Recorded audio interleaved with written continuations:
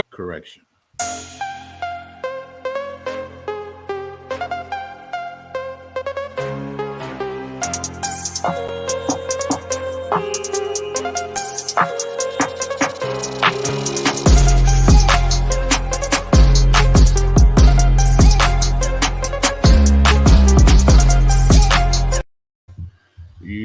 What's going on, party people in the place to be? I go by the name of the BK Apologist, transmitting all the way live. New York is the city, Brooklyn is the borough. What's good? What's popping?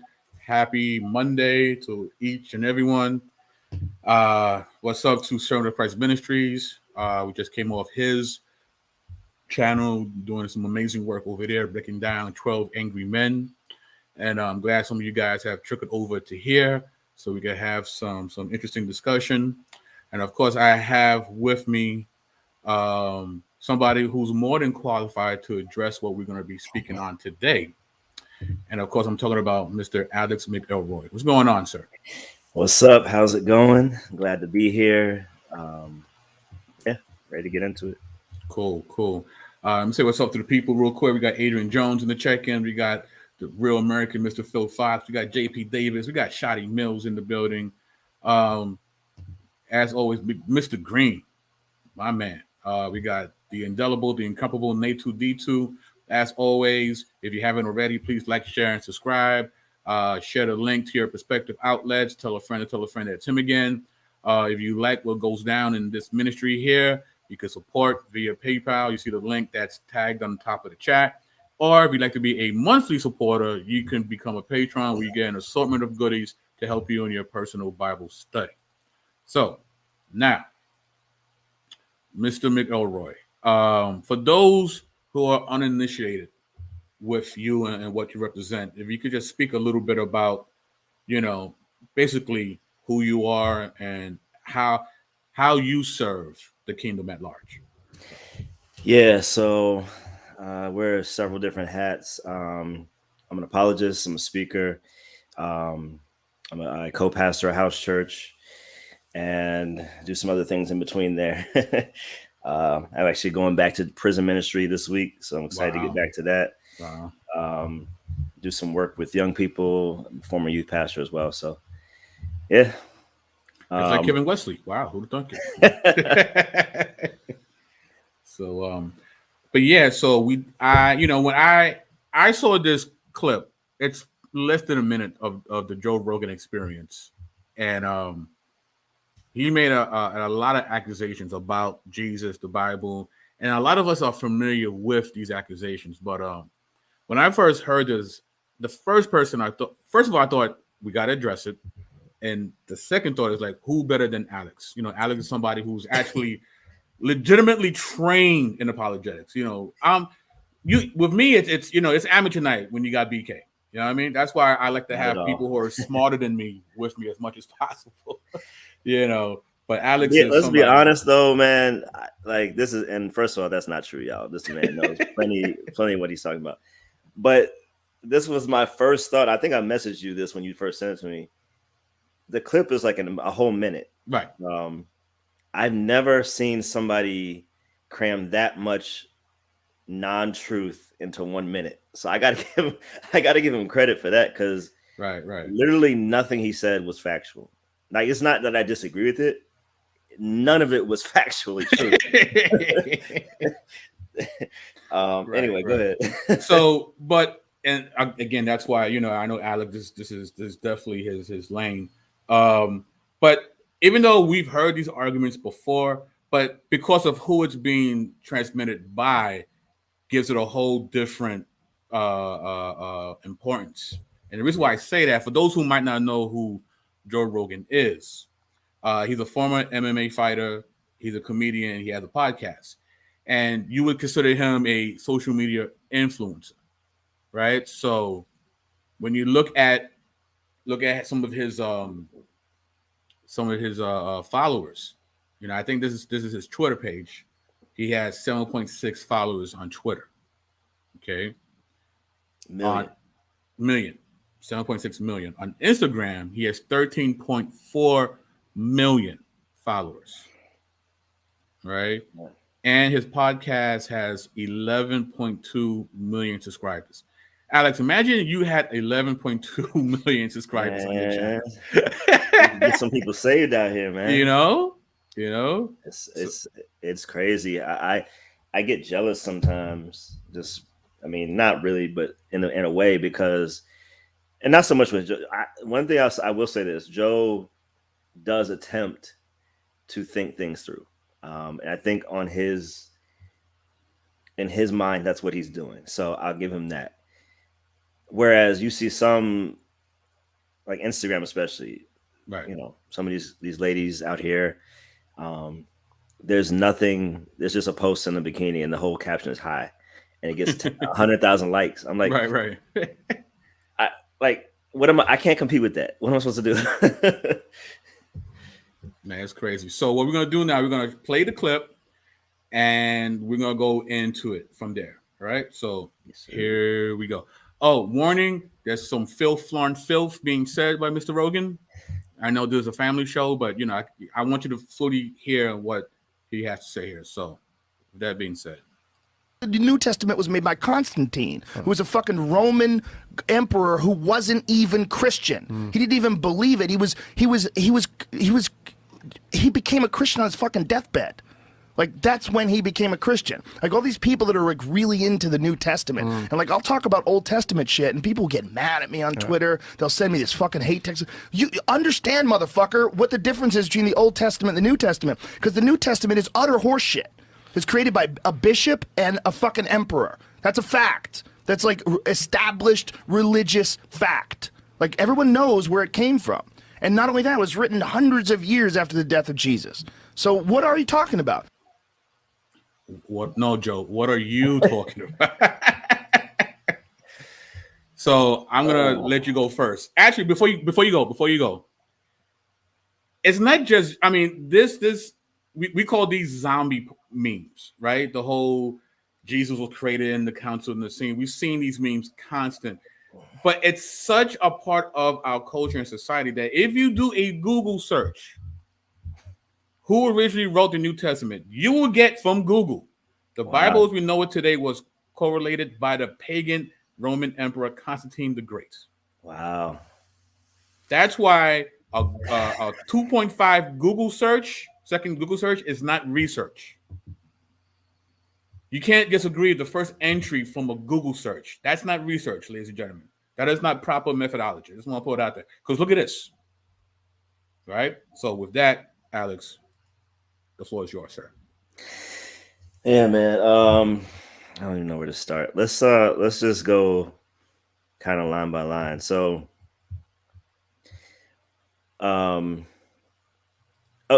like, can we just be done with this one myth for forever? Constantine did not create Christianity. Christianity was not created at the Council of Nicaea. These are not my opinions. I've talked to Bart Ehrman. That's probably the most well-known, atheistic New Testament scholar that most people know about. Right. You could have had him on a guest tonight because like, he would shut this down. That's how you know that there was no validity to anything Joe Rogan. Now, Joe Rogan has a platform, but platform does not equal knowledge. Right. It's the same thing. I think it was on your channel too when we did the Steve Harvey one. Being famous does not mean smarter. Those are not equivalent. Right. And so we just want people in the society who are listening to these people with the millions of followers that we don't have. Do your own research. Don't just take it from their mouth because they said it. Now, there's some validity to the idea that Constantine was on his deathbed, but it really doesn't matter. And for several reasons. I'll just start with this, and then we can. I know you had some stuff to share about the earliness of some of the other reports from other people. But when someone gets saved is irrelevant. In fact, there's a whole parable in the Bible that Jesus tells that the people who heard that parable didn't really like. But the point of the parable was to say, if you get saved at like birth, which is not possible, but you know what I'm trying to say. Right. Or on your deathbed, you all get the same reward as far as eternity. Right. So that's his first mistake. But there's a logical problem with Joe Rogan's statement on that particular statement, on a lot of his statements, but let's just deal with that one. In order for Constantine to become a Christian on his deathbed, let's say that's how it happened, or at any other point in his life, Christianity necessarily had to exist prior to his decision. Right. Like this is not rocket science. This is just basic time lapse, logic. So Christianity is primarily based upon the reality of an event, the resurrection. But very soon afterwards, within 2 decades, the New Testament biblical manuscripts began to appear with the letters of Paul, and then we have the Gospels. They were copied, they circulated. That's historical fact. Like we can go into detail about it, and maybe we will. But I feel like if this dude, if he like some stuff, you can just read a couple books. It's not hard to find some of this information. How does Joe Rogan explain Christians being martyred already in the 2nd century if Constantine created it in the 3rd or the 4th? You see what I'm saying? Like there's logical problems that proves Christianity and the Christian text and a Christian worldview necessarily existed prior to Constantine. And so some people may wonder why I'm saying necessarily, because philosophically, when you're doing a proof, as far as affirming the propositions that lead to your conclusion, you can say something is sufficient but not necessary as a cause, or you can say something is necessary, not sufficient. You want both. But what I'm trying to say is that a necessary condition, and the necessary condition means this condition must be present to precipitate whatever we're talking about on the end. So once again, not rocket science. Christianity. That's a great question. 02122. I want to talk about that for. Oh wait, no, I'm sorry. That's Rome G 1989. We'll get to that. Okay, cool. Yes. So just based on the timeline, what I was going to say for this first point is that Christianity, even by Joe's definition of when it came or how it came, is still flawed. Even if it came 1 year before, 1 week before, it still existed prior to Constantine, and that means Constantine can't be the one to have created it. That's from his own logic, if you want to say that. Right. So no, that's great. That's great because, to your point, right?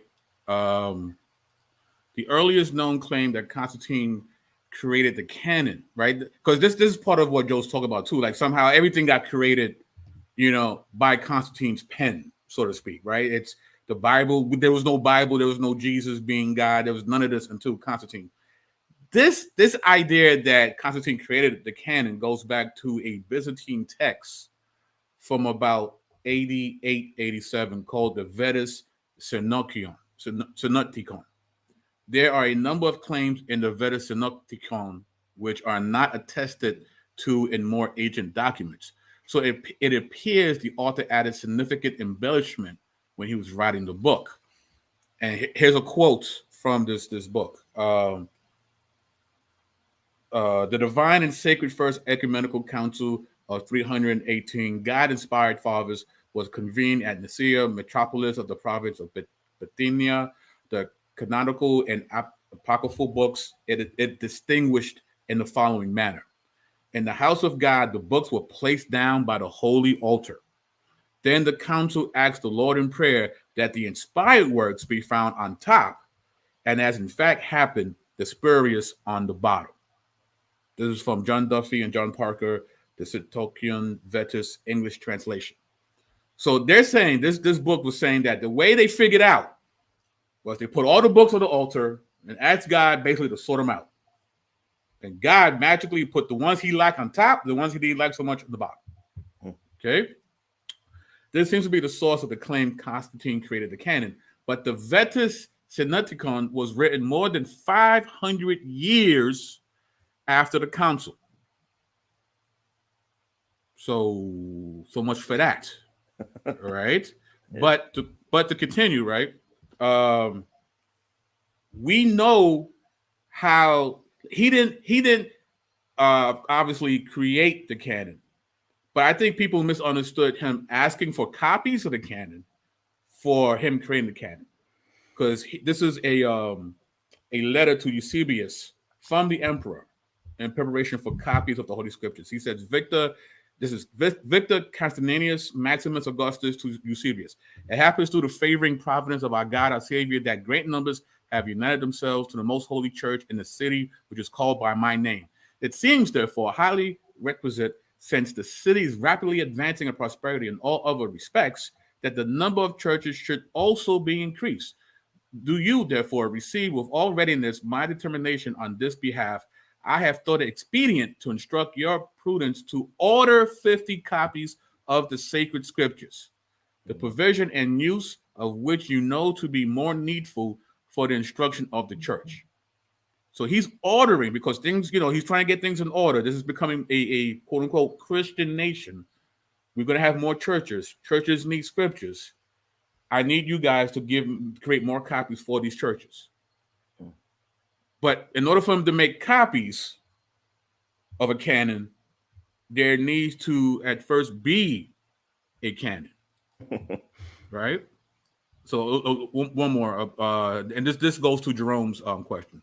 So after 75 years before the Council of Nicaea, the church father Origen of Alexandria made at least a list of 26 books, and the 27th book he mentions elsewhere in his writing, showing most, if not all, of the books of the New Testament were known as a collection before Constantine was even born. Because remember, the first Council of Nicaea was a council of Christian bishops convened in Bithynian city of Nicaea by the Roman Emperor Constantine in AD 325. So we're talking mid-4th century, right? All right, so now, we know, for example, that Irenaeus of Asia Minor, 180 CE, fully accepted 25 of 27 books of the New Testament, but had some doubt about Hebrews and uncertainty about James. We know that Clement of Alexandria, 190 CE, fully accepted 26 of 27 books of the New Testament, but may not have been aware of 3rd John. We know that Tertullian of North Africa, 207 CE, fully accepted 24 to 27 books, but may not have been aware of 2nd and 3rd John or Jude. We know that Origen of Alexandria, 230 CE, and Eusebius of Palestine, 320 CE, fully accepted all 27 books of the New Testament. This is from the text of the New Testament, the science and art of textual criticism. So clearly, there was a working canon way before there was even a Constantine. So I'll stop there. No, man, and that's what I want to kind of spend a lot of time on that, as you've already highlighted it, because that is, even a lot of Christians may be a little confused on this. So I think this will be good information. That's already good information. And can you put that back up, your last slide? Sure. So just so everyone is aware on the timeline, the Council of Nicaea is 325 AD. Clearly, all these dates are prior to that. So, I don't know where else we really need to expound. Right. Pretty so. But here's my other question. Whenever somebody brings up Council of Nicaea or Constantine or any of this, I just ask them, name another council. The reality is most people have only heard of the Council of Nicaea. Right. And so they use that for everything. Right. Council of Nicaea, we have basically the itinerary or the agenda for what was discussed at the Council of Nicaea. Issues such as Easter such as clarifying the Trinity. Those were the two main topics. It had nothing to do with picking books. So then we can talk about, and this wasn't even what I was going to go into, but the Council of Laodicea in 350, 363 AD. And then you get to the Council of Hippo in 393 AD. So this is almost 70-ish years later after Council of Nicaea. It's at this point where it's finally, not that they just decided then, but they finally said, hey, let's make this into a whole, let's staple it together, basically. And they found the 39 Old Testament, 27 New. And they said, okay, we already were settled, but let's just put it all together. People got to remember, books weren't a thing. My friend, who's a New Testament manuscript scholar, he's actually in England right now studying, been around the original manuscripts, some of them. And he's like, if you like books, thank a Christian. The reason books exist by and large is because of early Christianity. And we don't have time to go into the Codex and the Nomina Sacra and all those things, but I'm just saying we have to do a little history work here, because books weren't just lying around at that time in history, because most of the public couldn't read them anyway. So it was a brand new technology when it eventually did come. And so that, more than anything else, is the reason there wasn't a closed Bible, so to speak, before the Council of Nicaea, before Constantine. It just wasn't a feasible technology. All right. That being said, so the whole question of when does something become canon, I'm going to skip forward. Shout out to Dr. David Folk, my guy. What's going on? You know, sir. Good to see you. Oh, Johnny's in the building. What up, man? Good to see you, bro. All right. Let me see. I'm going to share this.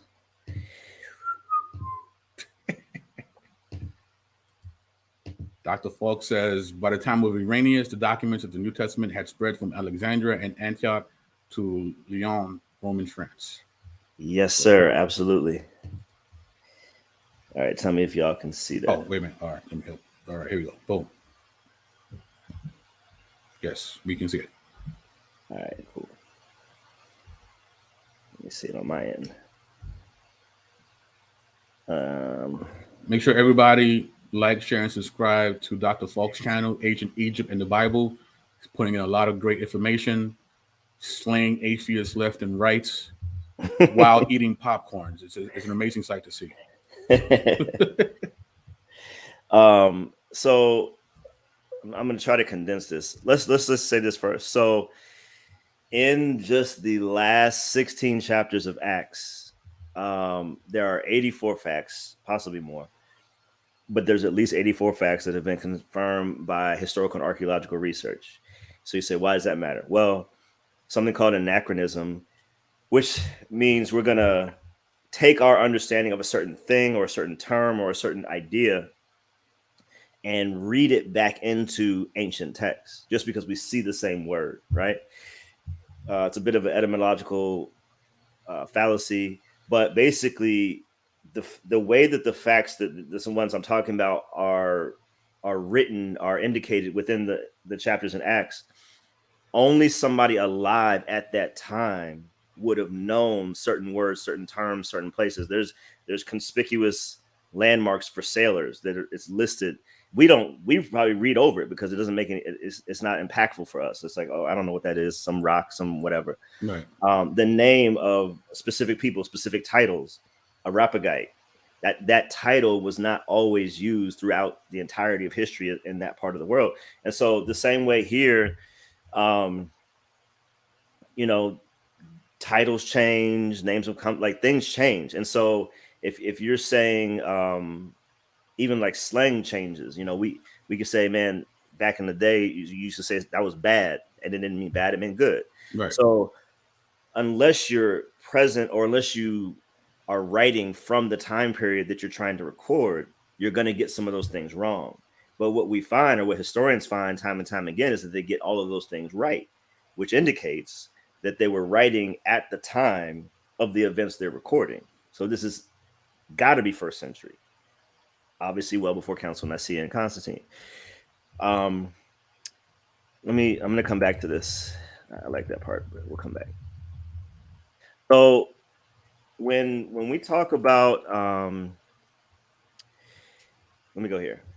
When we talk about canon, in this book on biblical hermeneutics, the writers say this: the very idea of a canon implies a standard or an authoritative measuring device by which a collection of books is recognized as the norm for the community. Okay.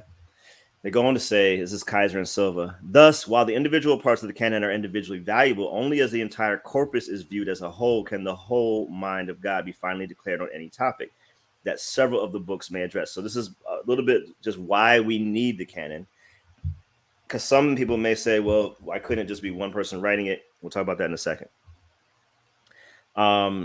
When we look over the course of the history of the compilation or the composition of the text that creates the entirety of the Bible, I would say I trust it because it's a collection of documents written over thousands of years by over 40 authors, 3 continents, 3 languages that give us one singularly woven story.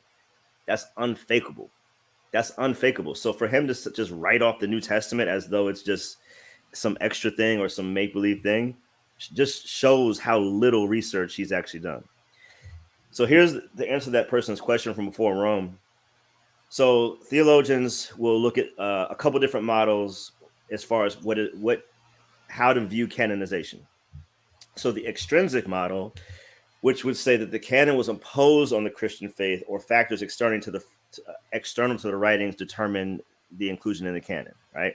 That may be like what Joe's saying. So Joe's saying, okay, no, at this time in 325 AD, Constantine or some people got together, they decided this is what it's going to be.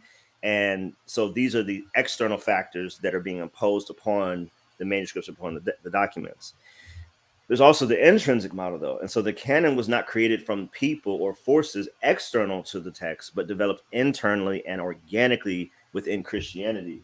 In fact, and I did a video on this, I think a few months ago, but this is a book that everybody, I don't know if they can see it. Yeah. Okay. The Question of Canon. Get this book. Joe Rogan, get this book. Michael Kruger, in that book, he says this: books do not become canonical. They are canonical because they are the books God has given us as a permanent guide for his church. So let me kind of unpack this a little bit. When we're talking about the difference between external validation or internal validation, as far as the consistency of what eventually comes to comprise the canon, before we even get into dating or codifying the canon, some people may ask, like, why would God work through so many different authors? Why do other religious texts have one author? And so this is actually a beautiful gift that God has given us. If there's a crime, I heard y'all earlier talking about 12 Angry Men. So there's a crime. And if you got 40 witnesses saying this dude did it versus a case where there's one witness saying this dude did it, which case are you more confident about? Right. So when I say one singularly woven story, when I can look at Isaiah, and Isaiah is correlated and stuff in John and in Romans, and all the dots connect, the prophecies connect, the people, the places, the instances, like everything connects in a way that nobody could manufacture. I mean, we couldn't even do that today with computers and the internet. Like, there's no way possible that on different continents where people they don't even know that this person is going to be writing something 1,000 years after them, yet it verifies and validates a prophecy they didn't even know they were writing. Right? Like this stuff is impossible to fake. So, if in other words, I'll say it like this. There's no way that this could be the work of collusion. And I think that's an important thing that we got to get straight. And I think that's something that Joe Rogan, he doesn't just imply it. He's pretty adamant about saying it's collusion or it's fake or it's faulty. Some of the issues or faulty conclusions drawn from the extrinsic model, for example, is that it gives the impression that the canon is some kind of late ecclesiastical creation. But as BK, as you put up, certain people were already quoting from what we now consider the New Testament books way before they were quote unquote canonized or put into one singular format. So thinking of the canon as or only as what in essence is the kind of the stapled together set of documents is too simplistic. We also need to employ the ontological definition. And so in this definition, it goes a step further in saying that if God inspires a book, its canonicity can essentially be inferred upon it immediately. It's not a vote. It's not a process. There's no councils that need to be called. It is immediate. Now, I don't have time today, but in this book and other books, he'll walk you through all the places where we can see in Scripture that the New Testament authors viewed their writings as equally authoritative, on par with the Old Testament writings. And so even quoting each other as Scripture, Peter and talking about Paul, right? that happened, and we can date Paul's work, so we know that's first century. So if those things were given the prestige of being canonical prior to anybody getting in a room and saying that these are the ones, then it's at that first point where we can decide that these are in fact scripture. At that point, they don't have to wait to be voted in, so to speak. Let me see what else I want to say. So the extrinsic model may lead some to falsely believe that some church fathers lock themselves in a room, pick their favorite gospel letters and writers. And some people will say that, nowhere does Jesus teach, does any of his teaching portray or command the sanctioning or the production of a written New Testament. But I love this passage here. So in John 17, in the high priestly prayer, the night before his execution, Jesus prays this. Well, he prays for himself, he prays for his disciples, then he prays for all of us who would come. And at the beginning of that section where he prays for all of us, he says this: as his disciples are present in the room, I do not pray for these alone, his disciples, but also for those, that's us, who will believe in me through their word. So Jesus is essentially co-signing everything they will say and write before they ever do it. And there's other passages that we can look through in the scriptures that further validate that entire notion. Hold on, there's one more thing.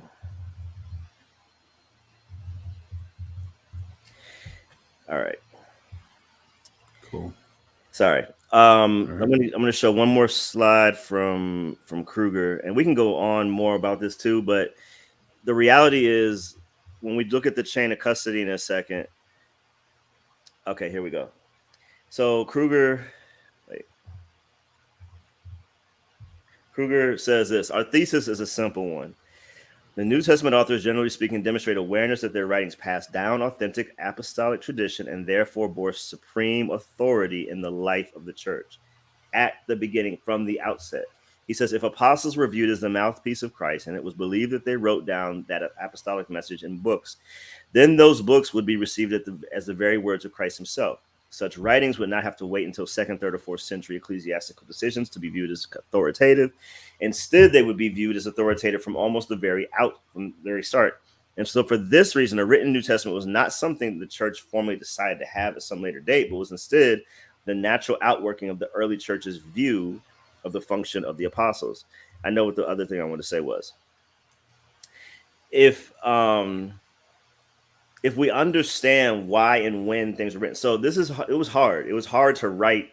It's not like sitting at a computer and you just type it out and you cut and paste Google and all that. Writing was hard, okay, historically. So you pick and choose what's worthy of being written down. You can't just write everything somebody says. There's no beat reporters out there like, hey, just let me write it all down. So what we see then is at certain times, at certain points, based on what is God saying or what God did, this is worthy of writing down. Coming out of Egypt, coming out of slavery, that's worthy of writing down. These prophecies, these are worthy of writing down. This history of our people, this is worthy of writing down. And so when you come on the scene with Jesus, it was the final point at which they said, we need to document these things. So for all the people who may say, and I don't think Joe really said this, but some have said, oh, well, everybody was illiterate, so that's how we know that it was written later and there was no point to writing because no one could read. But that's missing what's revisionist history. You're missing why those people at that time thought it was worthwhile to have a written record of events that occurred. When Luke tells you at the outset, I did careful research, I interviewed, I did all this to provide a written account, right? For one dude, Theophilus. And so when we think about it as our Bible, okay, it seems so, it's easy to get a Bible now. But you got to think at that time how monumental the shift in the culture, the shift in the environment, the shift in Israel was, with Jesus coming on the scene, teaching what he taught, doing what he did, dying and rising. that it would absolutely make sense for those that could to write and record what events took place. So there's a lot there. But I think definitely Joe Rogan and maybe even some other people, we need to just have a better idea of canonization and how that process works. Those books in your New Testament were already well circulated and already agreed upon. This is not, they didn't have to go find Luke or Matthew or any of those things. So I'll leave it right there. Cool. So another thing about, you know, Joe's assessment of the council, you know, we don't have to actually guess what happened there. True. You know, I see a lot of that happen. I seen someone, and me and Adam did a show on this. Shout out to Adam Coleman, where this guy says that they brought in Kemetic priests to the council. I'm like, really? Kemetic priests? Wow, we don't have to guess. And the reason why we don't have to guess is because, and this is from Theodoret of Cyrus, History of Theodoret. He says Constantine had invited all 1,800 bishops of the Christian Church within the Roman Empire, about 1,000 in the east and 800 in the west, but a smaller unknown number attended. Eusebius of Caesarea counted more than 250. Athanasius of Alexandria counted 318, and Eutychius of Antioch estimated about 270. All three were present at the council. They were there. That's how a lot of information comes from people that were actually there. Imagine that. I mean, hey, this is from the Church and Council, Consular Movements, Religious Practice, and Papacy from Nicaea to Vatican II. It says, for the Creed, the Council's most important document, the earliest texts come from the letters of two participants at the Council. Athanasius, the young deacon and secretarial Bishop Alexander of Alexandria, the leading opponent of Arius, who was soon to succeed Alexandria as bishop. And secondly, Eusebius of Caesarea, a supporter of Arius, an opponent of Alexander and Athanasius. Though Eusebius' letter, which includes the text of the Creed, survives only an Athanasius citation of it. So we know what happened because they were there and they wrote about it. And we actually have their letters. We don't have Eusebius, but Athanasius talked about a correspondence with another participant in the council. So there's no guesswork here. There's people here, and they wrote what happened. Yeah. So. Yeah, imagine that we have records of things. That I think that's probably the most frustrating thing about whether it's Joe Rogan or Kevin Wesley or whoever it is look, people have to stop being so gullible. Just straight up. Just straight up. I mean, look, everyone it's legal. You can have your own platform. I'm not a cancel culture dude. We just did a show on that last week. I don't believe anyone should be canceled, but I am saying, once Joe Rogan, Kevin Wesley, whoever says what they say, please do some research. Just a little bit. For most of what they say, you don't have to do a lot of research. Just a little bit though, because that'll take down some of that following when people are like, man, this dude don't know what he's talking about. Right. Because once again, this is not a difference of opinion type of thing or a difference of religion type of thing. That's not what this time is. This time, there are facts and there's fiction. Everything he said was fiction. Now, I don't think that's true for everything he always says, but this time, just in a few short minutes, we've shown facts of records from certain councils, from what was written, when it was written, evidence to show there's no collusion, evidence to show that the manuscripts are valid historically. Right. That should be enough to get somebody started in the direction of truth. We'll say it like that. JP says the Vatican hides Netflix passwords. Do your research. But another point that Mr. Rogan makes is that, so not only were they configured and constructed during this council, these canon, these books were written hundreds of years, from the actual events, right? Mm-hmm. So, with that being said, let's see if that's the case. And I always find this interesting, right? Because as you like to say, Alex, people don't like to keep the same energy, right? They really don't, because these other works from Plato and Caesar, Tacitus, right? Even though they were written, 460 BC, 427, 100, the earliest copies are like 1,000 years from the autograph. And we don't even have that many manuscripts of those things, right? It's not even just the time span in years. Wait, let me see. Oh, okay, I see what you're saying. Okay, go ahead. Right. You know what I mean? It's not, but no one questions that about Suetonius or Plato, right? But the New Testament, oh, well, And the 24,000 manuscript, that's not all the Greeks. I think we're up to what, 9,000 Greek manuscripts now? Yeah, it's way up there. But if you add the Coptic, the Syriac, and then it becomes a much. But look at the tail of the tape here. It's like, if we can't trust something that was written 50 years or even 100 years from the actual, autograph, then how much trust, how much stock can we put on something that comes 1,000 years after the fact, right? Or 1,300 years after the fact.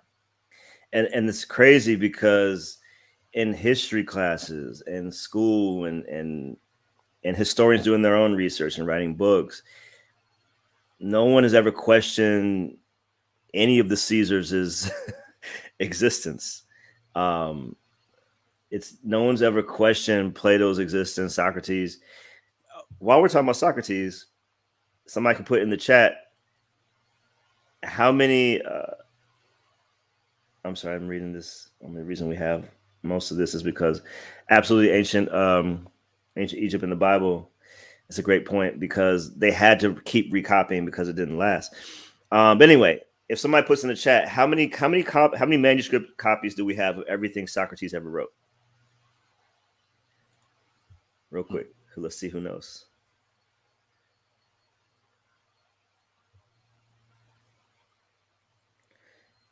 I don't see no guesses. That's okay. It takes a minute. So can you put your chart back up too? Oh, dang. All right, hold on. Let me. All right, hold up. All right, here we go. Exactly, truth epidemic. I would say that it's not can we trust the documents when we're talking about the Bible? It's am I willing to submit to what they say? That's the issue. Now they won't admit that's the issue. Joe Rogan won't admit that's the issue. But if we're going to apply the same hermeneutic, exactly, there's a double standard. If we're going to apply the same hermeneutic, the same standard for how we examine every ancient document, text, or book or whatever, if we're going to apply it across the board, and the Bible didn't have any religious, whatever you want to call it, information in it, nobody would question the Bible as far as being valid, as far as being historically accurate. Nobody would question it because it stands tall based on historians, the tests that they use as far as looking at ways to overcome their bias and the horizon, like Mike Lacona talks about. And so that you can mitigate your own bias while you're looking at history and historical writings to see if you're viewing them properly with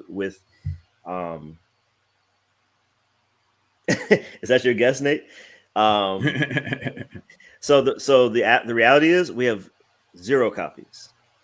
We have no copies of what Socrates himself wrote. The only reason we really know about him is because of Plato and Aristotle. And I mean, know the quantity we know. But nobody has ever gone to their teacher like, I don't believe this Socrates guy. I don't believe he said that. No one's ever said that. Right? Like even the Iliad it's recorded 5. That's number 2. It's recorded 500 years after the events it records. No one questions. I remember reading the Iliad. Like no one questions these things. So if we're gonna keep that same energy, then if I were to ask you, well, what if I had a book that I could present to you that's ancient, but this is composed within the same lifetime of the people who were there in the book or in the group of text, and they wrote it and they claim to be eyewitnesses, In fact, there's like 40 different eyewitnesses, and there's even more people in there that we can also verify if we look them up. Would you trust that document? Yeah, everybody would. Oh wait, it's the Bible. Oh no, definitely not. Never mind. Like, gotta. we gotta be honest, or people need to be honest with their biases, because there's no way that you can keep the same standard for how you examine historical documents, right, and not put the Bible in at the top of the list. Right. No, absolutely, bro. Absolutely. And again, right, this isn't a personal attack on Mr. Rogan. You know, hopefully he takes this well. You know, he looks at the information. He's an avid reader. Joe Rogan actually has a book list that he presents in his website. So he reads. You know what I mean? So it's not like he doesn't read out here. So he really reads. I hope he reads some of the sources that we provided today, and that, you know, he pivots on his thoughts about the New Testament. Hopefully, you know, we hope. So I guess with that, Alex, would you mind taking some questions about the topic today? Would you mind before we out of here, or is there anything else you want to share before? Yeah, there was. I'm trying to find. Oh yeah, okay. I got to share this part. All right, cool.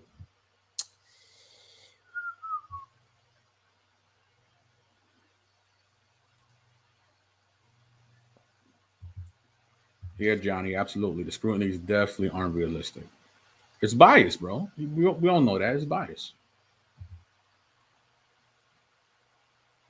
Okay, so I had Jim Warner Wallace on my channel last week. He's had a new book come out. You gonna flex like that, bro? You don't really flex like that on my channel? I just happen to have this amazing scholar. Yeah. No, I'm just saying because this is part of what I'm about to say. I stole from him from his other books. Right. But anyway, for those who don't know, he is a cold case homicide detective in real life, and he used his police training as an atheist to examine the Gospels as he would a cold case eyewitness statement. He said these Gospels stand up to the test of what my police training tells me to look for. So he kept investigating. Long story short, he becomes a Christian and becomes an apologist. But in his book, he talks about the chain of custody. In Cold Case Christianity, he talks about the chain of custody. He has a new book that just came out called Person of Interest. So we can trace and look at who gave what to who gave the information to who, and so we can trace it back to the beginning. Now, the fact that we can even do that shows that the documents were in early existence. And why do I say that? Because you cannot, that I know of, there is no chain of custody that we can trace for everything we have about Caesar or any of the other people you put on that list, because the time gap is way too long for us to have any knowledge of, I don't know who, like in year 900, there's no way to know. So just a couple quick examples. We can look and see that John taught Ignatius, and this is not an exhaustive list, y'all. I'm just trying to show an example. John taught Polycarp. Ignatius and Polycarp taught Irenaeus. We've heard of him, right? Irenaeus taught Hippolytus. We know Paul discipled Linus and Clement, for example. Amongst others, Clement passed his information to Pius. Pius connected with Justin. That's Justin Martyr. And Justin taught Tatian. That's, like I said, that's not even close to an exhaustive list. But what it does show is the way that the information was passed down and to who it was passed down. We know, I know Polycarp's not in your Bible, but historically in the historical Christian church, he's a well-known figure. And so with John teaching Polycarp, we know this is between the years of 69 AD and 155 AD. He became bishop of Smyrna, which is part of Turkey, in 100 AD. So, like, once again, this is all early. He quoted or referenced 14 to 16 of the New Testament books. Ignatius and his letters, which are not biblical, but they're based on what is biblical. He wrote 7 letters, I believe. We have writings from Irenaeus, from Hippolytus. Clement is actually referenced in the Bible in Philippians 4 as Paul's one of his people that serves with him. Linus in 2 Timothy 4:21. So these are people, now we've connected all the way back to actual biblical manuscripts and gone forward into the 2nd century. And we have actual names with actual people that we actually know their history about. So it could be like, hey, BK gave something to Alex, and Alex gave it to Adam, and Adam gave it to Damon. Like we can literally watch and see who did what when. And that's just a couple people. But we can if we had more time, we could do that for more of the disciples and more of we'll call them secondary or tertiary disciples who were present at those times in the 1st century. My point being, and you got it right, Troy. And Slava Lynchin, yeah, Frank and Jim were a couple of my instructors early on in my career. So I just wanted to share that because I think it can help us, and it can help those who are listening. If you are a Christian, you can memorize a few of these names and just say, well, what do you think about this, Mr. Skeptic, Mrs. Skeptic? Right. Well, we know Paul was in the Bible. We know John is in the Bible. He's in the inner circle, the inner three. We know this person existed. He passed. So there's certain just if we just go off what we do know, let's forget about the speculation and stuff because we don't really need to do it. And Joe is insinuating a lot of speculatory accusations, for which there is no foundation. It's very rare that we do one of these where maybe it's not that rare. I wish it was where somebody gets nothing right. I think one time Kevin Wesley, when he was trying to break down the definitions and the fallacies and everything. The fallacies, yeah. I'm like, bro, you got all of them wrong. All of them. You got a 0 on the whole exam. Anyway, I hope that helps somebody because I think the quantity of evidence that we do have for not just the New Testament scriptures being authentic, being verifiable, being early, being eyewitness accounts, containing embarrassing testimony, on top of the chain of custody, tracing who got what from whom, on top of how we're supposed to or how we should look at canonization. Right. We talk about this abductive approach where it's not just, okay, I got one piece of evidence and that's what I'm mistaken about. No. Right. We got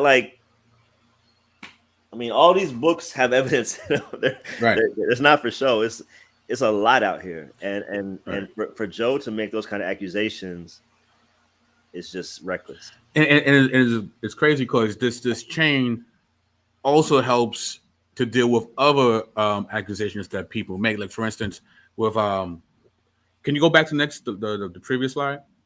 Yeah. I forgot how you say this guy's name.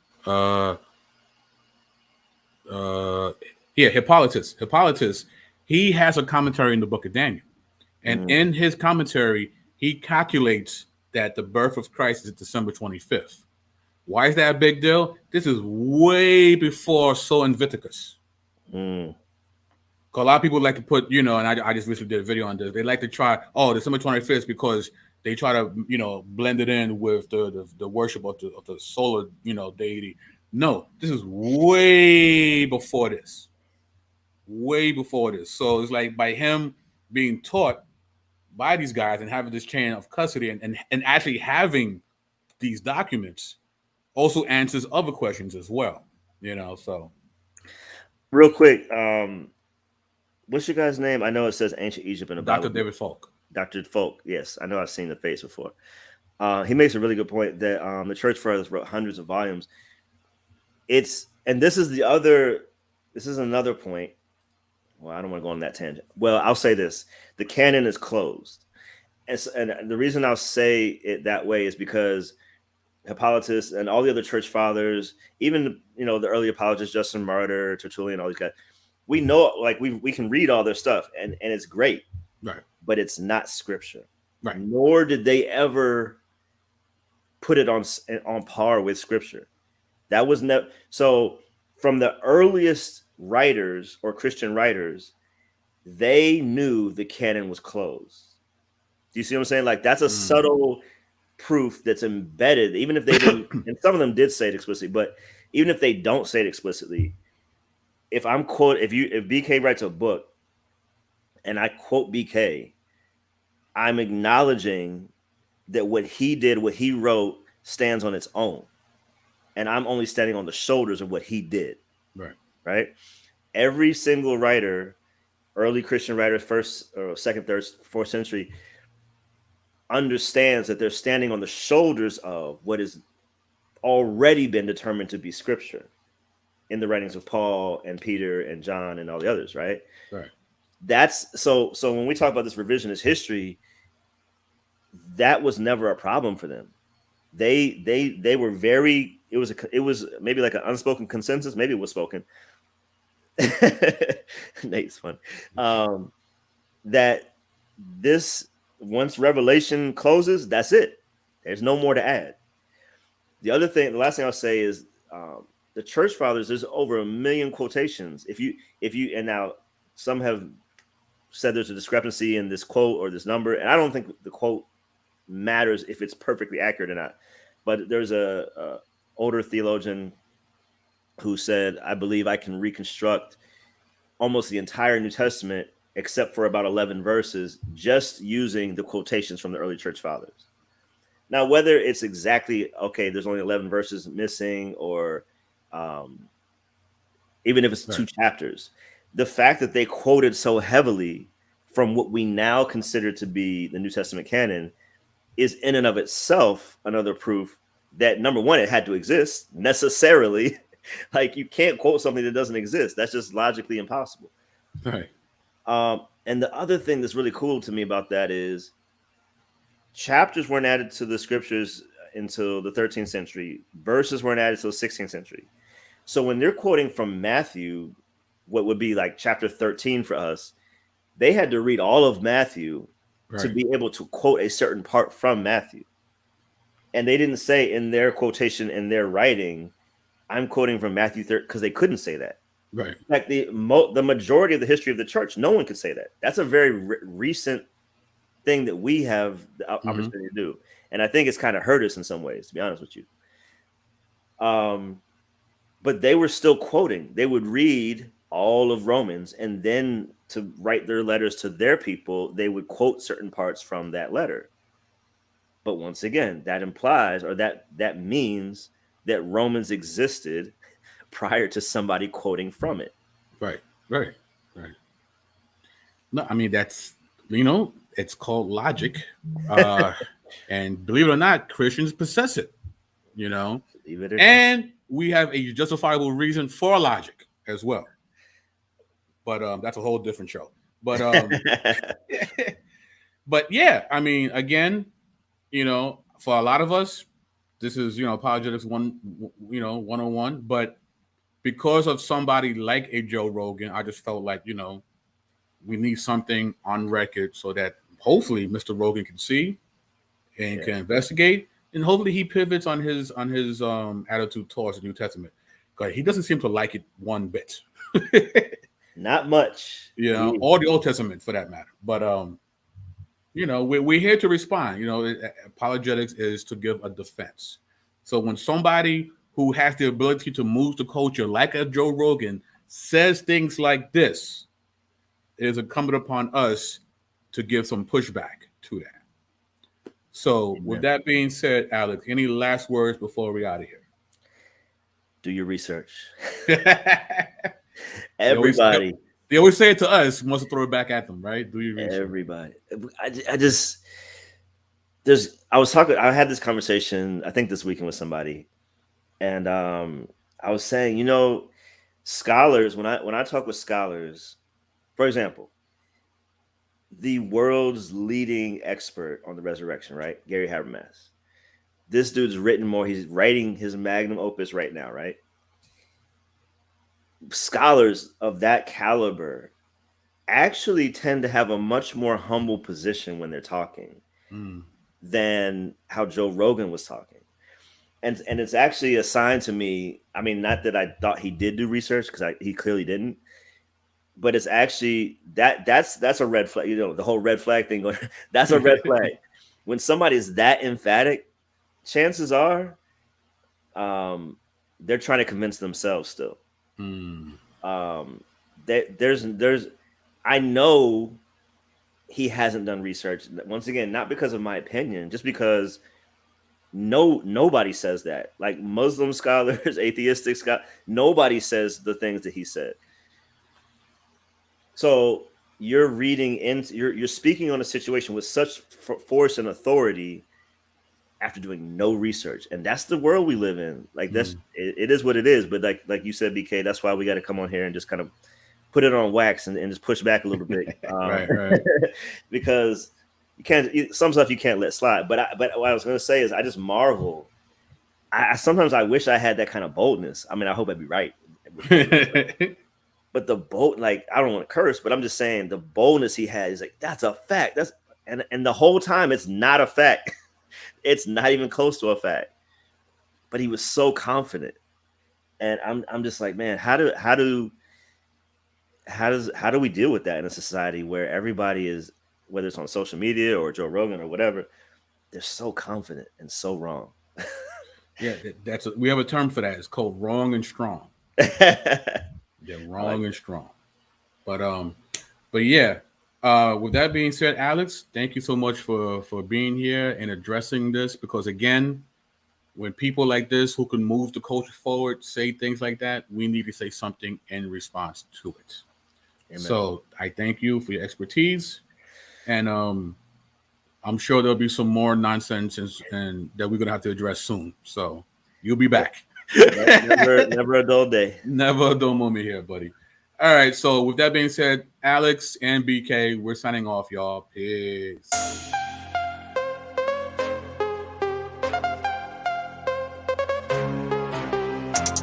Oh.